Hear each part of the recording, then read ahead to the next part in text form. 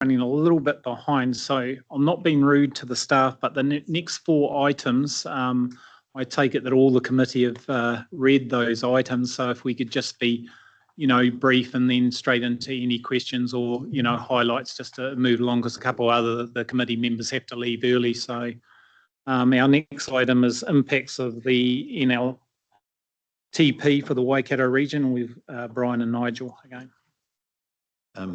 Thank you, Chair. Hello again, committee members. Excuse me. Following the Chair's recommendation there, I will take the report as read and just make a couple of highlights in the National Land Transport Plan assessment that we've conducted. This report is just to follow up on what was presented to the committee back in September. In September, we just had the opportunity it was only a couple of days after the National Land Transport Plan had been released, and we shared with you what the regional summaries looked like at that time. Since then, a little bit more opportunity has been had to review what came through in the activity classes. Just wanting to note that it has been a little bit of a challenge to make one-to-one comparisons on this, because there wasn't an exact alignment between the activity classes in the RLTP and what is published in the NLTP, but we've done a pretty good assessment of that. And just to note further there that we have seen record investment in the Waikato through this NLTP period. It just hasn't necessarily aligned with those same areas that we were expecting with what came through in the RLTP. So notably those areas which were reduced were local road improvements, public transport infrastructure, walking and cycling improvements, and safety promotion. You can find those on page 52, paragraph 19. And so I will probably just note that this is a snapshot and a point in time. One of the things that happens over the course of an RLTP period is that we are subject to variations, and we will see investment change over that time. So this is accurate as of the middle of November, but through you, Chair, happy to take any questions on the report. Hey, thank you, Nigel. I'll take it as there's no questions for you. So we've got a resolution here that report impacts of the National Land Transport Plan the Waikato region be received. Can I have a mover and a seconder for that? Thank you, Claire. Second, Adrian. All those in favour? Those against? Carried. Right, so we've got Brian here for the road safety update. Thank you, Chair. So I'll take the report as read, just touching on some of the key highlights in the report. The Waikato has been historically overrepresented in road trauma in terms of our stats, in terms of fatalities for a very long period of time. You'll see some graphs there saying that the Waikato region does have the highest numbers of fatalities, and it has been consistent over a long period of time. So there's a problem in the Waikato in terms of road fatalities. Road policing performance in Waikato is the best in the country. So the Waikato District Police, which is only part of the Waikato region, have consistently the highest level of road policing metrics of any road policing district in the country. So we're well serviced by that. Other parts of the context that we've got here, we've got the Land Transport Rule Setting of Speed Limits 2024. That has taken us backwards, I think, considerably in terms of our approach to road safety, and primarily because it's advocating for the increasing of speed limits without any other road safety measures being put in place. The government has also released its road safety objectives in October, and again, that is a document which is not taking us forward in terms of road safety, particularly in the Waikato. The main focus of that document is around road policing. As I've already indicated, we have historically high levels of road policing effort in this region, and the other large contributor that's relying on is the construction of RONs. Now, those RONs will be safe. We've no doubt about that, but the problem with that is it's only over a very small percentage of our network. So what to do about that in the Waikato context, I think, is an important thing. And on page 59 there, paragraph 19, I'm talking about the redevelopment of the Waikato region's road safety strategy, taking into account all of those context things that I've just spoken about. We are looking to develop that strategy in the first part of the new year. looking to incorporate safe system principles and the safe system approach to road safety in that, and build on the strengths in road safety that we've already got in the Waikato, such as road policing and our connection to community and iwi. Looking to be inclusive also with our road safety partners, both regionally and nationally, and adopting an evidence-based value for money approach to what we deliver. So that's a piece of work that we'll commission and get up and running. The other thing to say is that what we will do is that we will be reporting back to this committee regularly on our performance in road safety in the Waikato. In terms of what we're doing over the summer period, just to, there's on page 59 again, paragraphs 22, 23, we are teaming up with Auckland Transport and Northland to run campaigns that are in support of the historic high levels of breath testing that we are seeing both in the Waikato but also in Auckland and up north as well, because we know that from a general deterrence principle, people will change their behaviour. One, if they see that police are out there in record numbers, and they are, but if you actually advertise and promote that, that has an additional general deterrence effect, and we do know that that's effective, so that will be our focus over the Christmas period. ACC, NZTA, New Zealand Police are providing collateral for that, and we're working with our road safety coordinators across the region to push that messaging out through our regular channels. There will be an opportunity potentially in there for elected members to add their voice to that. So we're looking for those opportunities as well. But in terms of that, Chair, that's I guess the current status of road safety performance in the Waikato, what we're doing about it, and what's happening over the summer period. Thanks, Brian. Thanks, Mike. Just in terms of the statistics, is there a stat around people that are local versus people that are visiting our region or passing through? Because I guess that's where there's a interesting fact that Auckland is the gate, well, Waikato is the gateway from the Auckland airport. Yeah, the tourist bus at the moment, with Tito. Yeah, no, it's really interesting. It's an interesting question. I don't have that stat off the cuff, but clearly what we see in the Waikato is a high exposure to risk because of all the vehicle kilometres that are travelled. And yes, we do know over the Christmas period we have a great exodus out of Auckland, into and out of Auckland, and that's a challenge for us all. Yeah, and just another thing I'd add is the issue with Google Maps. Trying to influence change there, like with Hobbiton is a significant tourist destination, and Google Maps from Hobbiton to Rotorua or vice versa takes them down a narrow country road, and they have to when you're heading from Hobbiton to Rotorua, they've got to make a right-hand turn across State Highway 29 traffic when there's a perfectly safe intersection about 3 k's back towards Hobbiton onto 27, from 29 onto 27. I'm just really frustrated because there have been accidents, fortunately no deaths, but with the volume of traffic coming in the summer, that's a real issue for me. So I'm trying to influence, unfortunately Andrew's left the room at the moment, but yeah, that's one of my challenges. Yeah, I'll leave it at that. That's probably my main one. Okay, Maxine. Thank you, Brian, for your report. I noted in it your comment that enforcement is a higher driver for people to slow down, the fear of being copped, frankly. Yes. It is the strongest driver. And so in the strategy, you don't really talk much about safety cameras or, point-to-point kind of initiatives that have been talked about by WAKA, KOTAHI, NZTA. Is that something that in the Waikato we could start to advocate for? And I'm also thinking in our urban area, we have red light camera runners.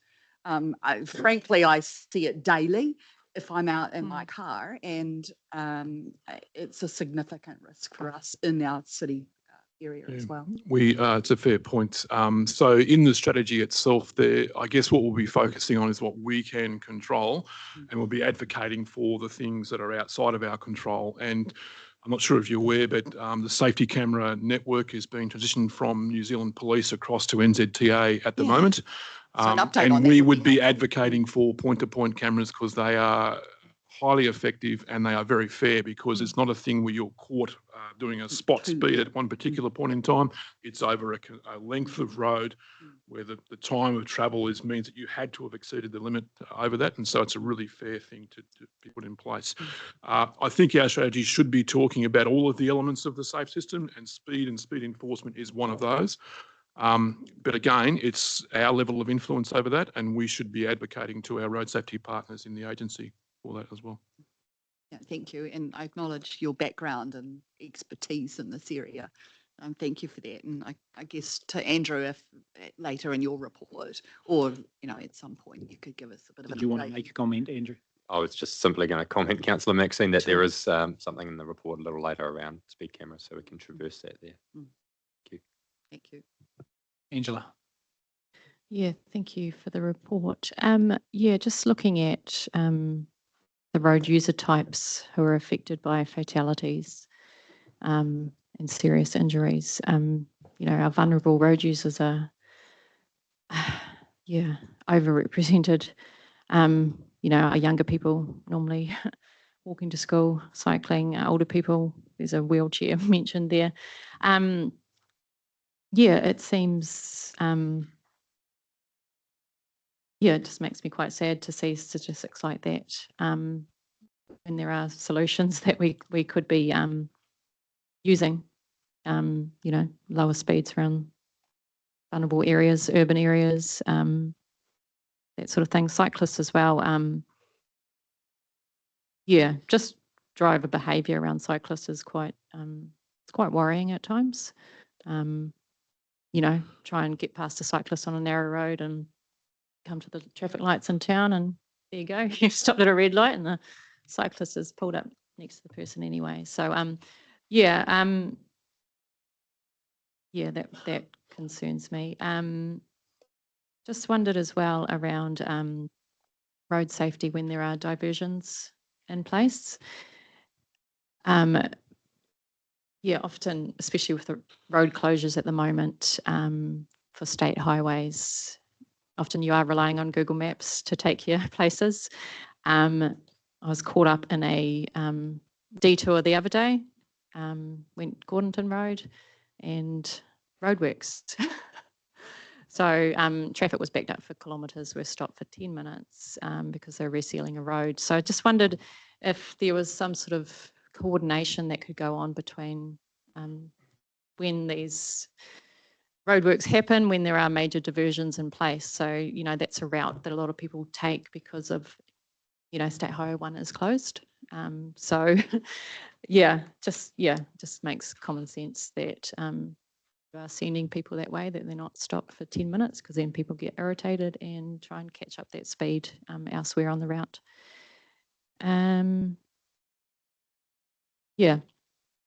I'll leave it there. Again, did you want to make a comment, Andrew? Angela, we are seeing that, even when there's a detour route in place, that people are finding a quicker detour route via Google Maps. And that's something that we've actually tried to reach out and contact Google around. There's absolutely no way of influencing what people decide to do, unfortunately, with those. Mayor Len. Thank you, Mr. Chair. A couple of things that I'd like to address and share with Brian, but before I do that, Google Maps. I want to share our experience through all our storms in 2023, and we obviously had a significant number of roads closed, and we reached out to Google Maps at a local level to begin with.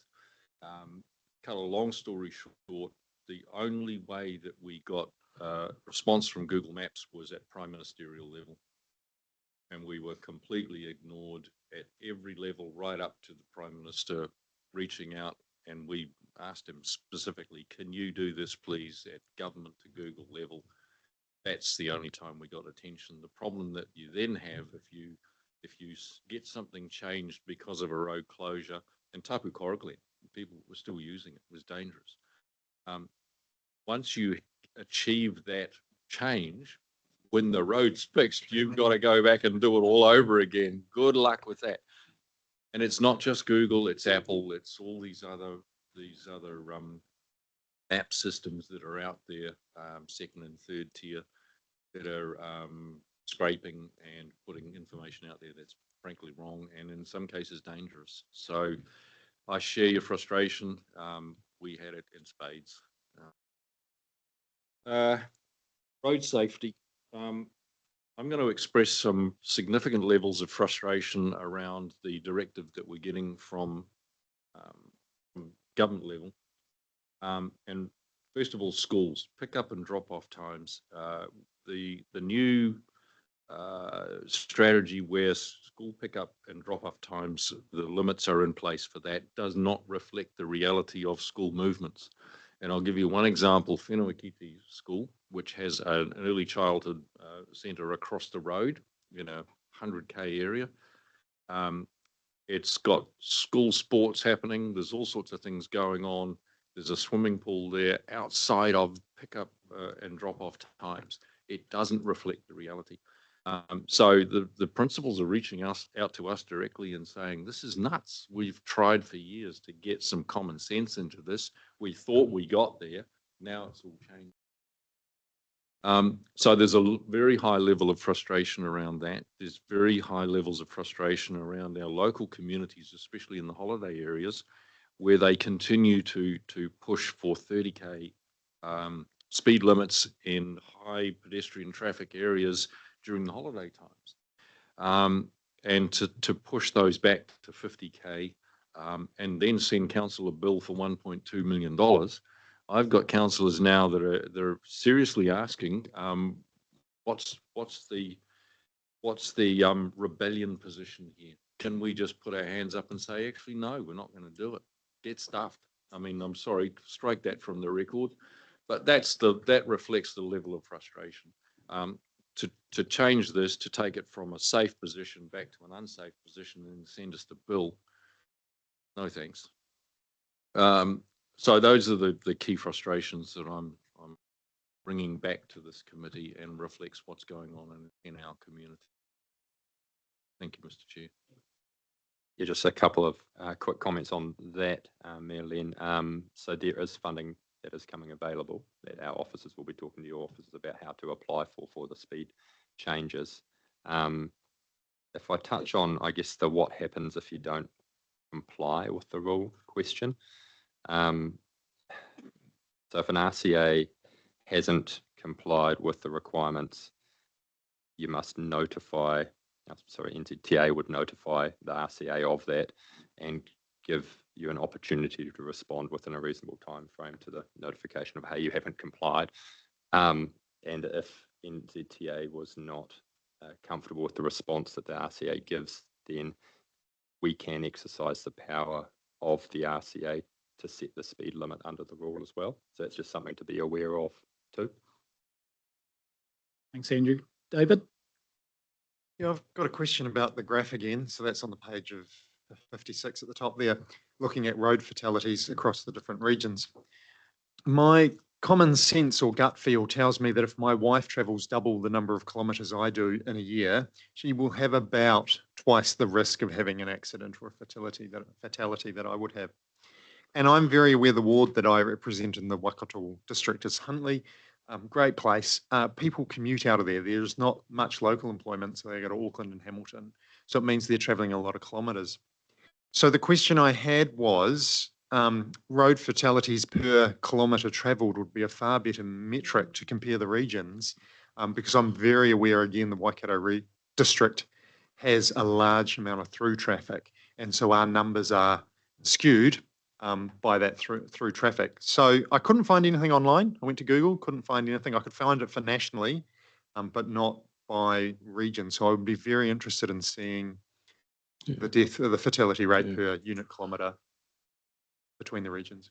Just on that, there's a number of different ways you can look at the data. This, I acknowledge, is just a pure numbers of fatalities measure. As you point out, you can have fatalities per 100,000 kilometres travelled. You can have it per head of population. You can have it per number of registered vehicles, how you look at it. So that data I can dig out and get for you. That's not an issue. But it's interesting, I think, to look at that. I acknowledge the point that you raised, though, that the number of vehicle kilometres travelled in the Waikato is high. And it's also the reason why we see a lot of our fatalities on the open road network. And it's interesting to note also that in terms of deaths and serious injuries, we're not the highest, but in terms of deaths, we are. So that says if you have a crash in the Waikato, it's likely to be a far worse consequence. And it's because of high speed, rural highway type crashes that go on. So they're valid points, yes. Thank you. Thank you, through the chair. Look, I'm going to be a bit left field here, and this might not necessarily be the view of my council, but mine personally. When we did our speed management plans, I was quite frustrated that a lot of our decision making was based on modelling, and to me that was quite dangerous. In that modelling is a tool, and it's an effective tool, but it needs to have common sense and logic applied to it. And a lot of the decisions made were to reduce the speed limit by quite a significant amount, which in turn has a be careful what you ask for, because the consequence might be different than what you expect. And I'll give you an example of that. In the Western Bay of Plenty, they've taken the safety to an extreme level, and they've put median barriers and side barriers everywhere. They've cut off the access to opposite Ongatiti's cool stores to Wright Road by taking the median barrier 20 metres past the road entrance, so that those people that live up Wright Road have to travel 3 k's up the road to the roundabout and 3 k's back. Now, what's happening is those people are jumping up and down. They're actually cutting across that median barrier by the bridge and increase the risk of serious accident and injury. So it's to me it's a balancing act. I sort of see both sides. I see the safety side of it from reducing speed limits, but it's changing people's habits, and you can't just cut something off and expect people to change. I'm sort of advocating getting it in the middle somewhere where people are going to be respectful of it, and it's still going to have a positive effect. That's where I sit on it. I hope there's some common sense and logic applied to it, as well as just going off the figures. Yeah, thank you for that comment. So from my perspective, road trauma, the solving of road trauma is a complex issue, and you can't solve it by just having any one intervention. And it needs to be a combination of things that we do, as you point out. You know, it might be median barriers, it might be speed, it might be the safety of your vehicle, it might be road user behaviour. All of those things sort of combine. It might be how well we deal with what we do after a crash does occur, and all of those sort of things. So it's a combination of things. In relation to the median barrier comment, I think my experience has been in Australia that pragmatism is the key with that. Yes, people have how they use the road network, and you should try and put those systems in place so that that doesn't change to any great degree, if you possibly at all can. I appreciate it's challenging to do, and NZTA have had a challenging thing to work through with that. But yeah, so in the strategy that we're talking about, and I'm talking about the safe system approach, it's a system. It's not a silver bullet intervention that'll get you to the end point. It's a whole range of things, and it will take time. Rodney. I just had one comment, really, just more or less to inform the committee a little bit what's happening in the trucking industry. Like there's trucks that got lane departures, active braking, right. But the latest things out now is for driver-facing cameras. So basically, the camera can look at the driver, look at his facial expression, work out if he's fatigued, warn him that he's fatigued, going to fall asleep, notify his boss if he's on his cell phone. You know, not if he's not wearing a seatbelt. These sort of That's going to be in Europe, I think 2027 mandated as so basically our trucking fleet comes a good percentage from Europe. So that'll filter into New Zealand. There's already some of the big corporate companies. If you want to work for them, you have to have these camera systems in. So it's kind of, I see technology, vehicle technology as well as road, designs. Everything will play a part, hopefully, and yeah, we'll don't get run over by a truck anyway, hopefully. But it'll all come into cars, like that sort of technology is there. It's just how accepting the public are to have that technology. I mean, from a business point of view, you have to have it in your truck if you want to work for that company. You'll probably notice the Fonterra tankers have all got signs on cameras now. That's not, that's not the camera to put on social media. It's somebody that's passing you. That's actually a camera looking at the driver.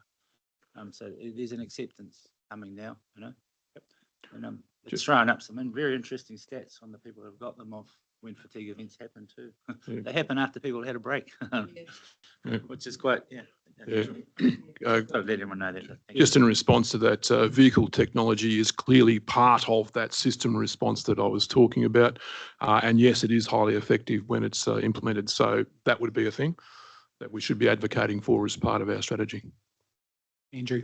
Yeah, mine was just a quick response to Philip earlier around median barriers, and I think you'll see that there's less of that safety function funded through the NLTP in terms of the barriers themselves.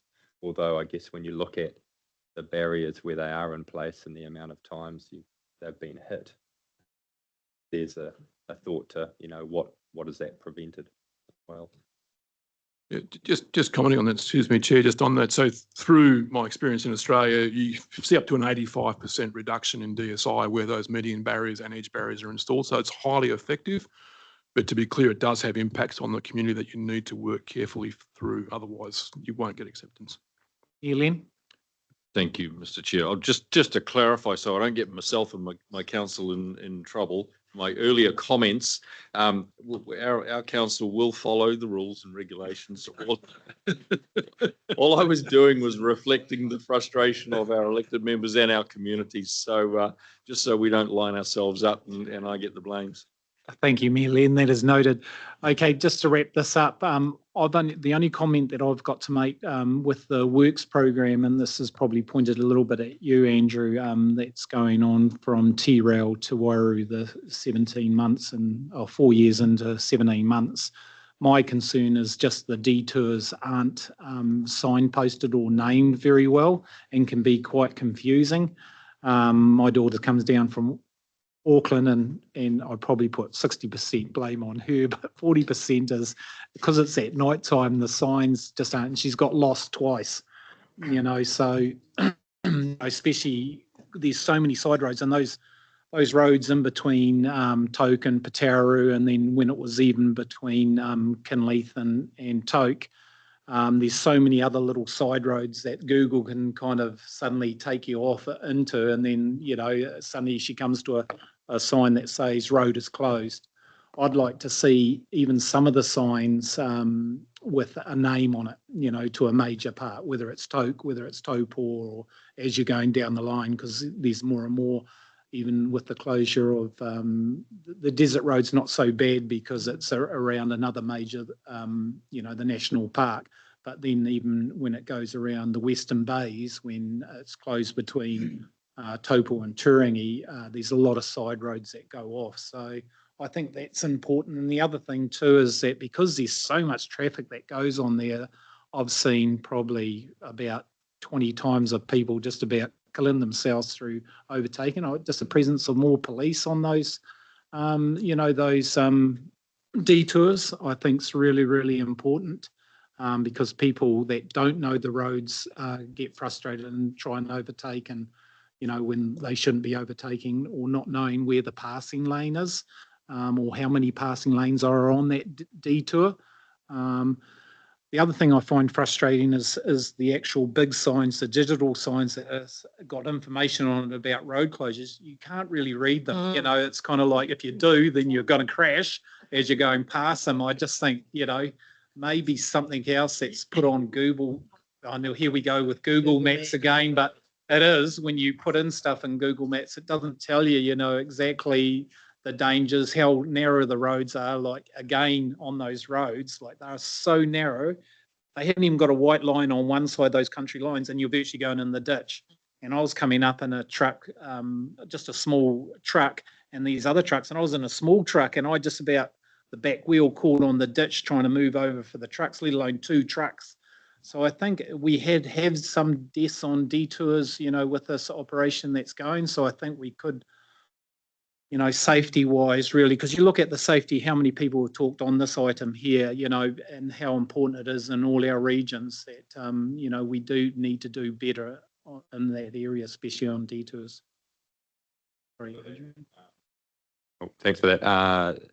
Great feedback for us. We have been working closely with the police on those detour routes, but I'll provide all that feedback onto the team as well. So, if I could just say, because I know South Waikato isn't here today, I was talking to Mayor Gary Petley last week, and Minister Brown had rung him especially about this. They are to reduce the speeds on those roads, and again, it was the police were definitely going to be more present. But I think you've raised an absolutely a real problem, and it's only going to get worse as everybody heads off on holiday. So yeah, well, it's right. I guess it's right through with Maraetai, and that it's quite a distance. So there has been discussion with South Waikato, just knowing that nobody's Thanks, here. Kevin? I can confirm, having driven through there earlier this morning, yes, there are reductions, and it's 70k, and most of the traffic were complying. But my question or comment really is, thanks for the report.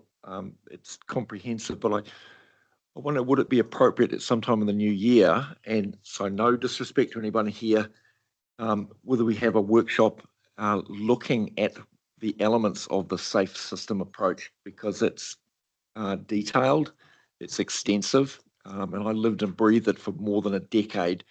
And I just think if we're going to be presiding over a roading network that consistently has the highest deaths and serious injuries for as long as I can remember, going right back to the early 2000s, it might be helpful if we have a really comprehensive understanding of the system that we're seeking to invoke to address the issue. Just a thought. Cool. Deputy Mayor Kevin, I think that's a great idea. Brian has mentioned that we have the commencement of the strategy planning underway. That included conversations with this committee, and I think if we can add to that with workshops that just allow us to tease out some of these issues, I think that would help everybody. So, yeah, support from us. Okay, we'll wrap it up on that there. So we've got a resolution here that the report of the regional road safety update be received. Can I have a mover and a second for that? Thanks, Adrian. A second by David. All those in favour? Those against? Carried. So we've got next one, Vincent True operations update. Now, I'm not rushing news again, but because we spend a bit of time on that, we'll take the report as read and then just really quick any highlights. Thanks, team. I guess for the report, we're happy just to take any questions. So I think there's a lot of details in analysis within the report, but we're happy to take any questions on the report. Yeah, Angela. No questions, but just a comment. Yeah, great results on those patronage numbers. So yeah, it's fantastic. Maybe some media around that would be great. Thanks, Angela. David? Yeah, I had a question. I was struck by how Hamilton services run on time somewhere between 70 and 75%. And the district, outlying district services seem to cluster around the 60% mark. And I was wondering what's fundamentally different about a rural network compared to the city network that makes it less reliable on time?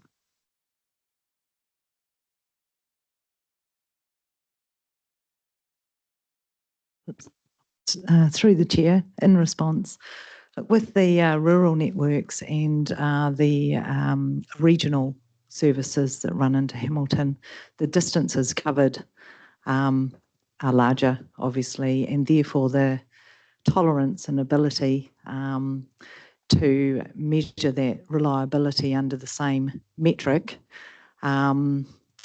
is difficult, because there's a number of other factors that come into it. The longer on the road, the variability creeps in, but also so there's 2 points here. One is the team is undertaking a review of the metrics that support the urban network in terms of reliability and the regional network, because there are differences, but also within the reliability metric, there are there are items that sit within the operator's space and they are in control of. There are things that are outside of our control, roadworks, those types of things. So what we would like to be doing in the future is actually building a little bit more narrative around what are those other things that contribute. And I think for the regional service particularly, with the State Highway 1, diversions and roadworks as an example, definitely has an impact there. So I hope that answers your question. So if I can summarise, the more kilometres you travel, the more likely you're to meet a slow tractor that's difficult to get over, and so therefore more likely you're not running on time. Yeah, not pick on tractors, but Okay, team, no other questions? Well, thanks, Trudy and Vincent, for your report. We've got a resolution that the report operations update be received. Can I have a mover in a second for that? Thank you, Philip, and second by Adrian. All those in favour? Those against? Carried. Okay, the next one, customer experience roadmap. We've got Sandra and Trudy still here. Good morning, Sandra. Good morning, Chair and members of committee. Trudy and I today will be here to talk about the passenger experience roadmap presented to the Regional Transport Committee. With your permission, Chair, I would like to take the report as read and just give some highlights and acknowledgements before we take questions. Okay. Yep, Sandra, go for it. Thank you. Yeah, passenger experience strategy and roadmap for Waikato public transport has been developed to provide insights into the current passenger journey and create opportunity and space for co-design with key stakeholders. And I would like to take the opportunity today to acknowledge and thank the stakeholders involved in the project from discovery through to design phase. Through Chair, I'd like to thank Regional Transport Committee members for participating in the workshop during development of this roadmap. This was to ensure the strategy and roadmap reflects the needs of the region and ensured an understanding of members' views and alignment with their own strategies. Over the course of the last 6 months, the Regional Council Public Transport team has embarked on a comprehensive project to better understand the current state and enhance the passenger experience across our public transport network.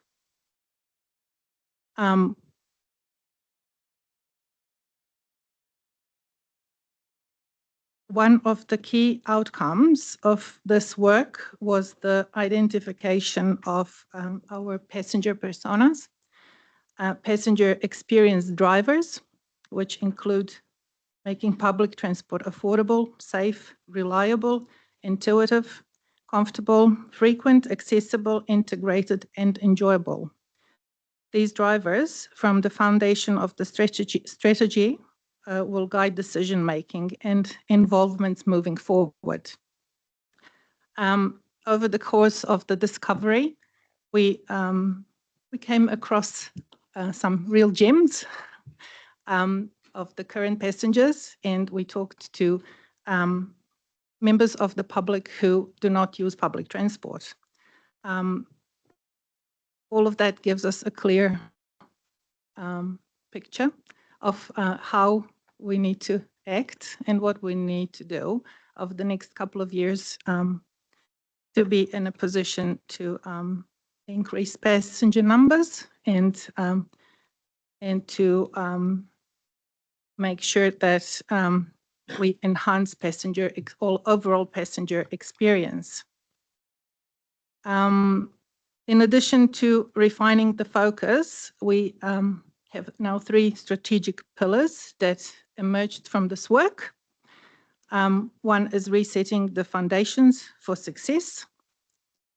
So strengthening our core infrastructure by enhancing content consistency, digital platforms, customer support systems, and brand consistency. The second pillar is ensuring safety and empowering drivers. We place driver into the heart of the decision-making to ensure passenger safety. By empowering drivers, we ensure overall public transport experience. And our third pillar, partnering for connectivity and impact, recognizes the importance of collaboration with community and council partners in delivering the desired outcomes. These pillars will guide investment in options that will deliver an improved passenger journey. And so now where do we go from here? Implementation starts in January, and we will continue to engage with LGIM for a structured quarterly review. So as we start to deliver on our on projects in our roadmap, we will have check-in points where we will make sure that all of the environment changes are implemented, and they give us an idea of how we need to change what we're doing. Thank you. Thank you, Sandra, for the presentation. Any questions for Trudy and Sandra on this? Hello. Just a comment through the chair. Girls, I stayed for that workshop back in September and thinking, why am I doing this? But I actually found it really interesting and insightful, and a good way of getting to understand the customer base and what we're trying to put out there to achieve all their needs. So thanks for that work on that. Yeah, I'd just like to endorse that. Philip, I was there. It was a very good workshop, and yeah, the presentation was very unique and quite quirky and got you right into it. It was well done. So we've got a resolution here that the customer experience roadmap be received. Can I move her in a second for that? Thank you, Kevin. And a seconder. Thank you, Philip. All those in favour? Those against? Carried. Okay, this next item we've got here, State Highway 3 minutes and actions. I won't get Brian and Nigel to come up. We'll take it as read, and if there's any questions from the committee, me and Phil can answer that. If not, then we've got a resolution that the report on State Highway 3 minutes and actions be received. Can I move in a second for that? Thank you, Rodney, and a second, Adrian. All those in favour? Those against? Carried. Okay, Andrew. Your time for the regional new NZA. Yeah, if you'd like to go down there.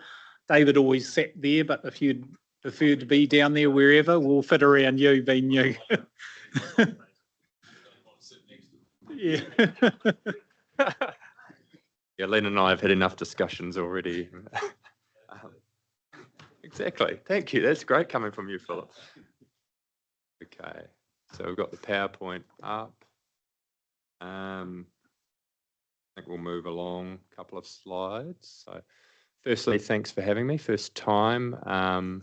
And it's been great to hear the discussion today and be able to, contribute somewhat, obviously, in coming into this role in a interesting and somewhat challenging time as well with regard to the GPS and where the NLTP has landed and some of the, perceived loss out there in local government across the country as well, with a focus of the funds going, into some fairly big national and regionally significant projects too. We'll start on this third slide. So how do you like to run this in the past? Would you want questions along the way, or do you wait to the end? Because there's some fairly chunky pieces here.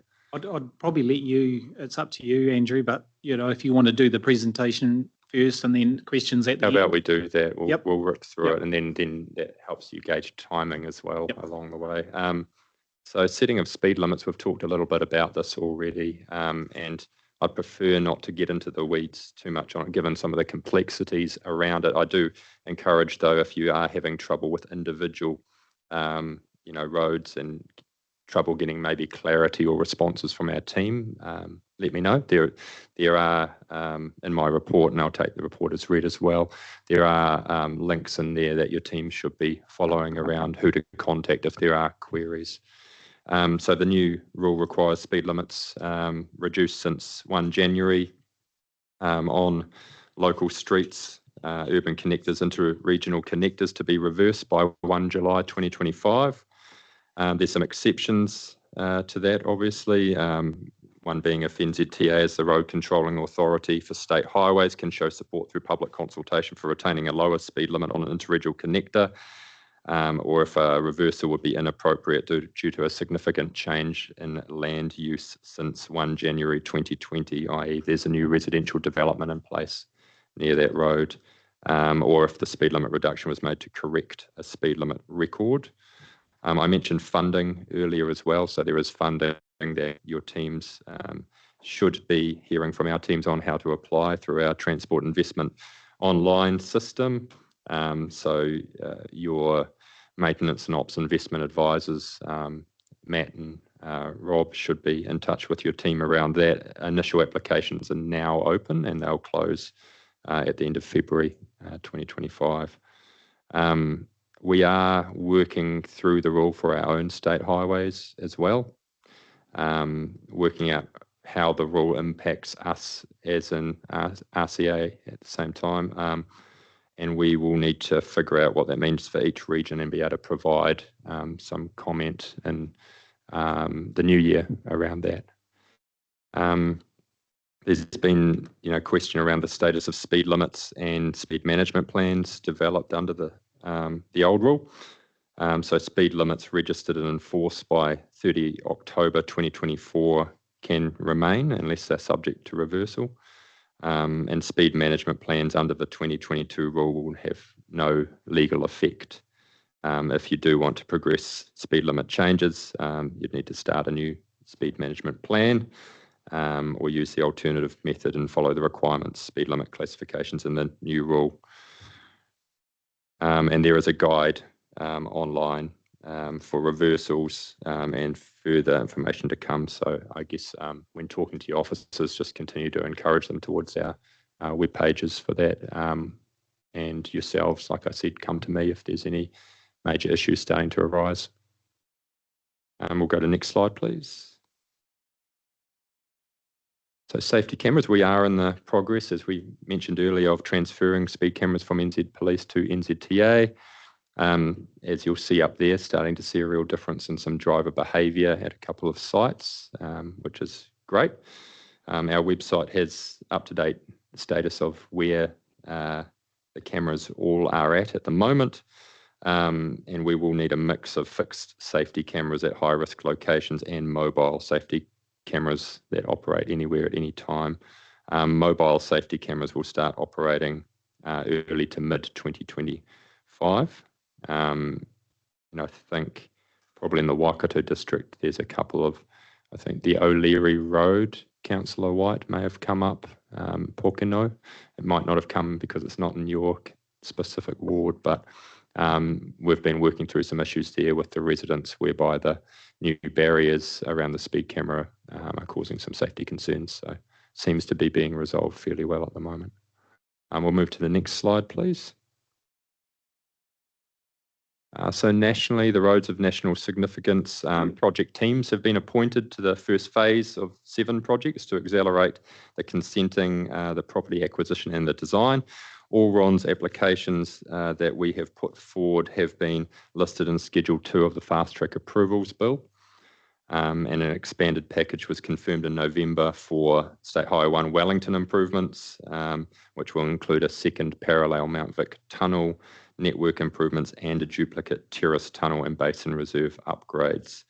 There's geotechnical work going on the Warkworth to Teihana, which is the most advanced one of the Northland corridor at the moment. And our board has approved funding for Belfast to Pegasus motorway and the Wood End bypass and requests for tender being released. So those ones are progressing fairly rapidly. We'll move on to the next.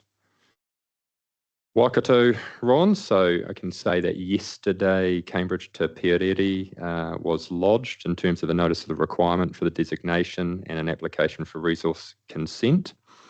And Southern Links, we discussed this at the Future Proof implementation group yesterday. There's a briefing going on with Council, Hamilton City Council and other affected councils will be invited along by our staff, by our project team, to hear about when they may be able to input into the process and get a bit of an update on that, because there has been a feeling of, hey, this has been announced, but we're a little bit in the dark. And over the next few weeks, we're receiving RFPs from consultants for the awarding of the substantive investment case, which will start looking at the form and function of that road early in the new year. NZTA app. Has anyone downloaded the NZTA app on their phone? Imagine it's been plugged here before. Seems to be going well. I won't go into too much detail on this, but I think that, what's that? Needs more vehicles?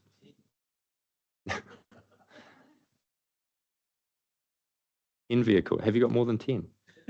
Okay. We'll work on that. I mean, for me, coming in from outside and understanding that I'll soon be able to have my driver's license actually in my pocket on my phone and not have to remember that I've forgotten in my wallet will be a great move. We'll move to the next slide. Road efficiency group, so REG, collaborative partnership across the transport sector. Officers, from your councils will all be involved in this, working toward business excellence. Formed in 2012. To help implement the recommendations of the broader road maintenance task force. The GPS specifically directs REG to refocus. So it wants REG to look at ensuring that investment in maintaining and improving resilience on the state highway, local and rural road network is spent in the most efficient manner. And there's some new performance measures which will allow your roading managers and you as decision makers to better understand the network to support smarter investment decisions. I popped along to Wellington last week to the RCA forum, which was run by the REG group. And there was, I think, about 50% of your councils had attendees there, and there was some amazing discussions. So this was a great one for me to see rolling out as well, particularly the former asset manager and me from my council days. We'll move on. Asset Management Data Standard. This is a collaboration between NZTA and NZ Transport Sector to improve the management of land transport asset information to help with better decision making. Talks to the common language, data structure being adopted, defines, describes assets, their attributes, characteristics, all that kind of stuff to help with effective end-to-end asset management. And the standard's going to ensure everyone's talking about and categorising assets in the same way nationwide, which seems to make sense. So all RCAs are looking to adopt this by June 2027. 43 RCAs have begun their transition to this, and many have completed their asset management data standard projects. 10 have completed their migration to the standard, and I think Clutha and South Taranaki are completing the last of the migrations for 2024 at the moment. And we as an RCA also need to adopt this. So we did so in October 2024. Moving on. This is an interesting slide, which our customer team produced recently, and I think it reflects the last financial year. So if you look at that, 12,000 kilometres of roads were maintained on our state highway network, 42,000 potholes fixed, 59,000 unplanned incidents managed by our TOCs, 52,000 state highway phone calls were received. In our regulatory space, 5.7 million registered vehicles out there, 4 million Class 1 driver licences, 33,000 heavy vehicle permits, 1.2 million vehicle road user charges were collected. In customer, we had 1.3 million contact centre interactions. I had the privilege of sitting in our contact centre for an hour earlier this week. 7.5 million contacts to the agency, 18 million letters and emails, reminders, 6.5 million online transactions to our website. 21 million visits to our website, 5.1 million visits to the Journey Planner website, which would be preferable to Google Maps. 17,000 social media posts reaching 218 million and 2.4 thousand Official Information Act requests. So that just talks to the scale of some of what our team is dealing with on a regular basis. Next, thank you. We'll move on. Yep, State Highway 1 and 29.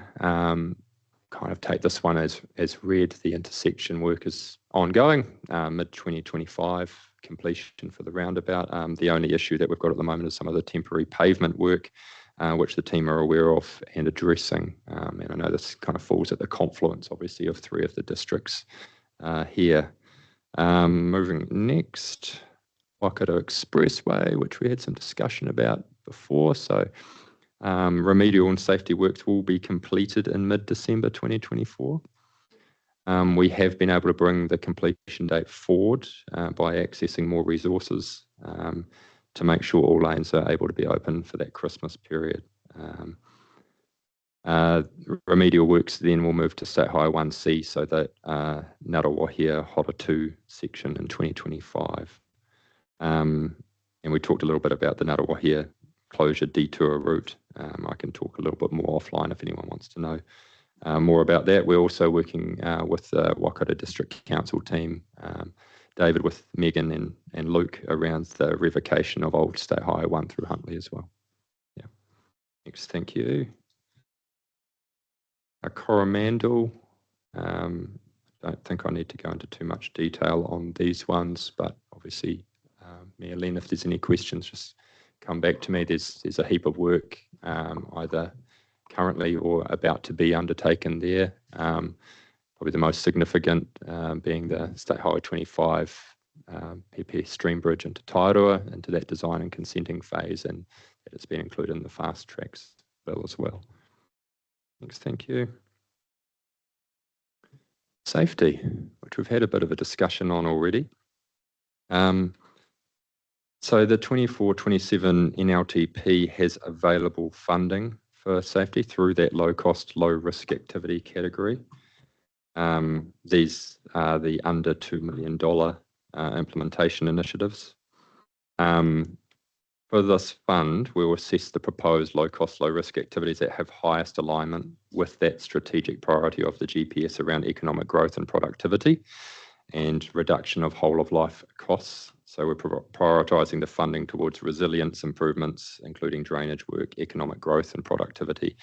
And approved organisations can apply through our TO portal as well. But ultimately, your officers should be continuing to engage with Rob and Matt again as the maintenance and operations investment advisors in our team for Waikato on Andrew, that. Sorry, Angela, Councillor Angela has to go, so she's just got a question for you, if that's okay. Let's go for it, Councillor. Thanks for accommodating me. Yeah, thanks for mentioning Southern Links. Yeah, I think for a lot of people, the term Southern Links is quite a broad term. So having a bit more of a deep dive into that would be really helpful for elected members. And I think especially those elected members around the future-proof table as well. I know it was brought up yesterday, but yeah, what Southern Links could enable with housing and economic activity is really important to understand within that forum. And I know as a region, we are grateful for government investment in that, but we are also on the balance of that wanting to get Southern Links right for the outcomes that it can enable within our area. And I know it's a difficult one because it crosses so many councils' boundaries as well. So yeah, we'd just encourage NZTA to engage with FPIC around Southern Links, especially given fast track and regional deals coming up as well. So yeah, I'll keep it brief, but yeah, thank you. Thank you. Thank you, Andrew. If we move on to the next safety slide, please. So this is a list of reprioritised safety projects, so ones that haven't landed in the NLTP. State Highway 29, Pierere to State Highway 28. State Highway 1 Periri to Taupo, which obviously you will have heard about that crash near Tiro last week, where there was one fatality as well.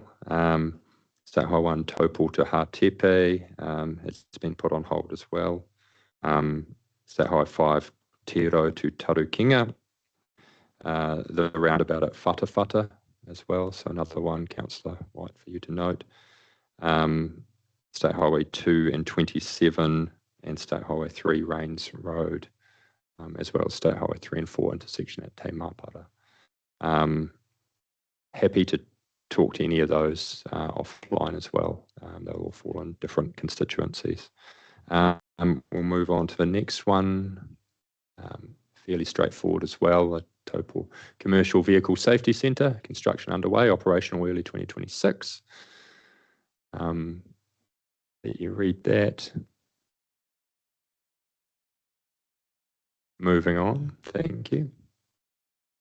Maintenance and operations.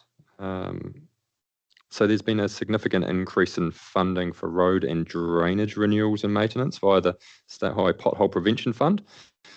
And this has put pressure on the State Highway operations activity class. So operations covers a range of areas, structure maintenance, transport ops centres, along with network level requirements to maintain the state highway network to a safe and accessible level. This includes emergency work, so we have a ring fence budget of 420 million in the NLTP for emergency works. All networks have looked at how they can best keep the state highway network safe and operational whilst working within budget requirements. Safety won't be compromised, but you will see a reduction in the frequency of cyclic activities. So things like mowing, litter collection, signage replacement and cleaning, and the frequency of line marking will reduce in some lower risk areas. So you will and may hear from your constituents about that. And obviously feel free to pass those on through me. But the level of service will be reduced in those spaces over time. Residents may feel the maintenance is not at the standard they expect, but we will look for opportunities to efficiently deliver more work where we can by, say combining activities under a common road closure or something like that. Moving on, please. Potholes. We expect pothole numbers to reduce over summer as warmer, drier weather leads to reduction into water ingress into the pavement. This combined with the summer renewals program results in less potholes from October to April generally compared to those wetter months. And since the 24-hour fix requirement came into place, we have seen consistent achievement against the KPIs that have been set for us, which is to be celebrated. And the use of prefabricated patches and new machinery has helped produce longer lasting repairs on our network. And we're still committed to fixing these within required timeframes moving forward. The Waikato renewal program in general forms 17.4% of the national renewal program. Aligned with national strategy, there's a refocus on rebuilding roads through the State Highway Pothole Prevention Fund, which is more disruptive in the short term. And we've talked a little bit about those detours before, but does provide a better whole of life outcome for the state highway network in general. The Tiro to Waiuru Accelerated Maintenance Project covers a significant portion of that 17.4%, but there is a significant amount of work taking place across the rest of the Waikato network at the moment too. So there's been rebuilds in Eureka, State Highway 26, Matamata, State Highway 27, and the first of two rebuilds at Bennydale have been completed as well. January and February tend to be our busiest months of the season because consistent dry weather aids the progress, but it's also at the same time we have lots of people travelling. So we're aiming to combine an efficiently delivered program with messaging to the public around safer journeys as well. Majority of the program that we've got on hand at the moment will be completed by the end of March, but obviously there'll be some bits and pieces that continue beyond that. Tiro to Waiuru. So I mentioned it before, a hugely important route nationally for our network, and that whole 220 kilometre section between Pieriri and Wauru had 5,670 potholes repaired in a 2-year period, 2022 to 24, April, before we started the recent rehab. Many sections required urgent attention, so we're taking the different approach at the moment through the accelerated maintenance project, which will see 4 years of maintenance undertaken in 16 months and completed by December 2025. And this is through what we've mentioned before around the block road closures of State Highway 1. The Desert Road is a great example of the efficiency we'll gain by doing block closures, and there's been a lot of media about this a couple of weeks ago. It will be closed from the 13th of January, so based on some of the responses that we were hearing, that date was pushed out for that holiday period. It'll be closed for 2 months. Will be a big inconvenience for people, but if we attempted to do that amount of work under the stop-go regime, road users would experience about 8 weeks of disruption a year for 4 years, as well as an additional closure for a full bridge deck replacement as well. So the block closures are making a lot of sense to us, but obviously those safety requirements we've talked about before will help, and feedback from you will help along the way as well, because you're regularly driving those areas and your people are feeding that back to you. As with any maintenance project, we have to be agile too, so there'll be ultimately changes thanks to weather. At the moment, we seem to be opening sections a little earlier than expected in some cases too, which has been great to see. Moving on, please. That just shows some of the closure dates. I think they're probably up to date. That talks that bottom point there to the neutral to negative kind of community sentiment on social media. We did have that initial outcry from Turangi to Wauru, which seems to have calmed down a little bit. We have been doing a lot of work with the freight industry and with local councils there as well. And Ruapehu District Council, funnily enough, are quite happy with what's happening in terms of people being pushed through their district. I think that is the presentation. So happy to take questions from you now. Thank you, Andrew. Any questions for Andrew? No? Okay, we have a resolution there that the report from, next one. It's State Highway 31. That did seem too easy. Yeah, that report. Thank you. Oh, yeah. Yep, so we've got a resolution there, so I'll move it. Can I have a seconder? Thanks, Claire. All those in favour? Those against? Carried. Thanks, Andrew. So next we've got Angus online. Yep. Yeah, me, Len. Good. Good afternoon, Angus. Good afternoon. I was asked to give the committee an update about the rail network rebuild and work up in Auckland. You may have seen the announcement in early November about the work ahead with extended blocks of line. This is really the last great push to raise the standard of the Auckland network before City Rail Link opens in 2026. To put it into context, we'll be doing more than a decade's renewal work over the next 14 months. So Aucklanders have seen quite a lot of disruption over the last couple of years as we've been doing the rail network rebuild. Good news is we are 66 of the way completed on the rail network rebuild. So it's been a mammoth amount of work. We've excavated and replaced 13.5 kilometres of formation. We've upgraded 57 kilometres of drainage, removed and replaced 21 kilometres of sleepers, lifted and replaced 6.2 kilometres of track, excavated and replaced 16.8 kilometres of ballast. That is massive. There is a huge amount of work ahead to get ready for City Rail Link. The government has backed us. We have the funding we need in order to get the city ready for the City Rail Link in 2026. That's the rail network rebuild. That's $159 million. The overdue renewals for the next 2 years, that's about $50 million. And then on top of that, as you all know, there are major upgrade programs like extending electrification further down to Pukekohe. And really looking forward to see those services start next February. I suppose a few things for you to be aware of just as elected representatives, because people be paying attention to what they're seeing in the next few months as the blocks of line start over Christmas. So we will be closed for an extended period. From a Waikato perspective, that obviously means that Te Huia, as always, is caught up in the extended summer block of line. So services there will resume, I think, the 28th of January is the number I have in my head, Phil, but correct me if I've got the wrong number. When that single line running, and then the rest of the Auckland network will open up fully again on the 3rd of February. The other side of the equation is actually on the freight side. You're in the economic engine of the country there in the Waikato. While we're shut down, there is going to have to be road bridging down to Hamilton, and this is on the busiest part of the network. So during the Christmas rail closures, we're expecting to see approximately 60 to 70 trucks making 4 round trips per day within Auckland. It is going to be a busier Auckland roading network than what you'd normally see over the summer shutdown period.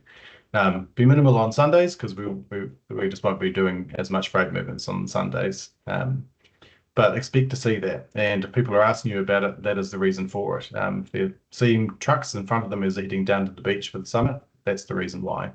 But we have to do it. We have to get this work done in order to get that city ready for City Rail Link, and then we can all deserve a very good breather, both us as workers, but also Aucklanders and Hamiltonians using Te Huia who have waited a long time to see this happen. I also, just given Bev's update earlier, just wanted to talk a little bit about the electrification piece. Appreciate Councillor Strange has had to leave the meeting already, but we did give an update to the RTC a couple of months ago. I wouldn't expect Bev to be talking too much about a business case that she hasn't received from us. That's our business case, and we'll be submitting it by June next year for the Ministry to then start their assessment process. As you might recall from when Walt and I came last time around, what we're trying to do is get the right sequencing for further electrification. The gaps in the network are between Pukekohe and Hamilton. And so the question mark is, what's the right way of doing electrification and at what point between those two markers, which would get Auckland all the way down to Palmerston North electrified? And then secondly, how do you extend it out to Mount Maunganui, bearing in mind that the vast bulk of rail freight movements are on the Golden Triangle, and also that you happen to live very close to the largest city in the country, and therefore there's a passenger consideration as well. What was explaining to people last time around is we have actually narrowed those options down. The need for full electrification, we're arriving at a view that it's probably not required. What we're saying is you'd end up having a hybrid arrangement in the locomotive that is both a bit of battery and you'd have kilometres of charging built in. So you don't have to do full piece. You just do a couple of runs, charge the battery, and then push on between. But looking forward to sharing that information as we finish it in the middle of next year. Waikato Regional Council is certainly a key stakeholder on that piece of work, so we'll keep you on the loop. I'll stop there. If there's any other questions that people wanted to ask, feel free to go for it. Thanks very much, Angus. And yeah, we'll look forward to having a briefing on that business case once you finish and get it, and the clarification on that electrification. All right, any questions for Angus? No, Angus, we haven't. So sorry. Yeah, just one from Maxine. Kia ora, Angus. Nice to see you online. You talked about all of those extra trucks that are going to be on the road at the same time that, lots of our residents will be as well. What kind of strategy have you got to advise the public about that so that they know what to expect and how they can then moderate their driving behaviours? A great question. This is part of the strategy, coming to regional transport committees and using elected officials as free advertising. We'd like you to go out and amplify the message, please. So that is part of it. Dave Gordon, our Chief Planning and Asset Development Officer, was with the Auckland Transport RTC yesterday and delivered similar messages, and Deputy Mayor Desley is pushing this very, very hard. They are wanting to get that message out so people can expect it and know what it is and why those trucks are there. So please do help us. We'll be doing some, have already started, but we'll continue to do joint comms with Auckland Transport to the commuters. It happens to be that there's quite a lot of people who catch a train up in Auckland. So there will be posters and all the usual things you'd expect to see to get the word out. Thanks, Angus. Andrea. Just a clarification, this is the trucks will be travelling, is this to do just with Auckland section and then they'll be going on train at some point after that? Can you just give me some clarification so we Yeah, good. understand the Waikato context? Yeah, really good point. But so those 60 to 70, that is a specific number for within Auckland. We should be able to get quite a lot down to our yard in Southdown and move it beyond. But there actually will be a fair bit of road bridging that has to go down to Frankton. So we will be moving it from Auckland to Frankton and then railing it from there. That's an unusual step. We don't normally use Frankton like that, and that is, we're having to do that because we've got such a large scale for a prolonged period. So yeah, there will actually be extra trucks going on the road between Auckland to Hamilton and within Hamilton. But not the 60 to 70 figure, I suppose, just to give some context. Thanks, Angus. We've got a resolution here that report update from KIWIRAIL be received. I'm going to have a mover and a seconder. Thanks, Maxine, and a seconder. Thanks, Jeanette. All those in favour? Those against? Carried. Thanks, Angus. Right, so that's the end of it. Well, I just want to mention that Cassandra has got a calendar for each one of you, just on the desk over there on the way out for 2025. And we'll ask David to finish off with a karakia. Unihia mai te uru tapanui, ki wātia, ki mama, tinako, ti tinana, ti hinaro. E te ara takatu, koe awha e rongo, e whakairia ake ki runga, ki a tina, homie, hui, tai kie. Well, Merry Christmas, everyone, and I hope you have a fabulous time with the family over that period and be safe. And we look forward to seeing you next year, and lunch is next door if you'd like to stay for lunch. Realise it's Friday and most of you want to get off home to back to thank you, staff.